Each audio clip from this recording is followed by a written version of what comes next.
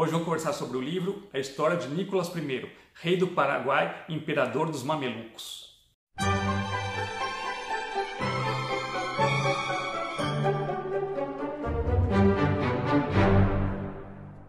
Oi pessoal, tudo bem? Eu sou o Humberto, esse aqui é o canal Literário Primeira Prateleira.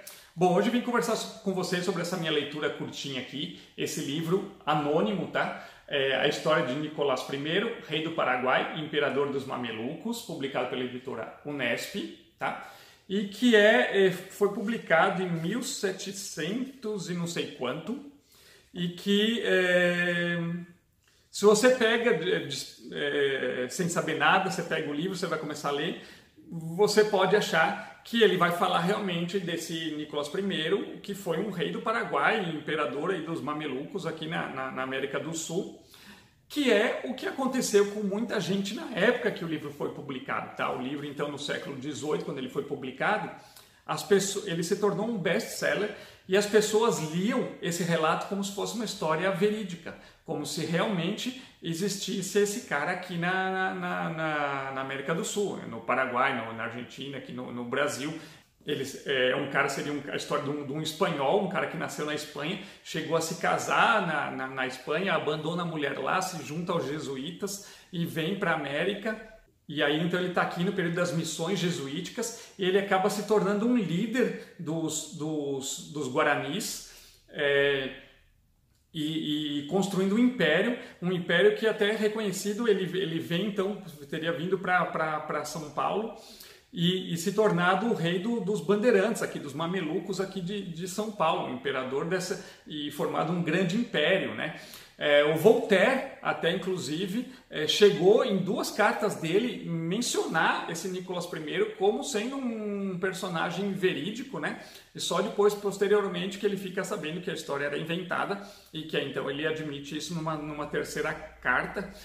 Você tem histórias, relatos de gente, expedições que iam desembarcar no Rio da Prata e tinham medo de desembarcar porque não tinham medo do Nicolás I, tinham medo de ser atacado por ele e pelo seu grande exército, e de várias pessoas que chegavam aqui até no Brasil e pediam informações de como estava a situação do Nicolás I, do império dele.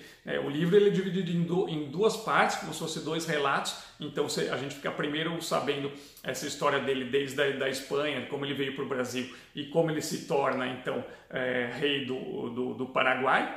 E aí na segunda parte do relato, que seria cartas posteriores que o autor recebeu e onde ele vai contar como ele se tornou então imperador dos mamelucos, dos bandeirantes aqui em São Paulo, né? Então é uma história que, na verdade, o texto em si ele é até mal escrito em alguns momentos, tem várias falhas assim, mas é interessante por isso, né? Por ser um documento de época, uma ficção, né? Criada na época em cima das questões ali que despertavam o interesse da Europa, né? Todo mundo queria saber dos relatos de viajantes, dos exploradores, das guerras, dos seres diferentes que se encontrava por aqui, e era muito difícil filtrar o que era realidade e o que era ficção, né? Por exemplo, você tem relatos de gente, um zoólogo descrevendo um bicho preguiça. Para quem era da Europa, a descrição do bicho preguiça é um negócio completamente doido que não dá para imaginar. Então, falar que tem bicho preguiça aqui ou falar que tem dragão é quase a mesma coisa. As pessoas, quem acredita num, acredita no outro.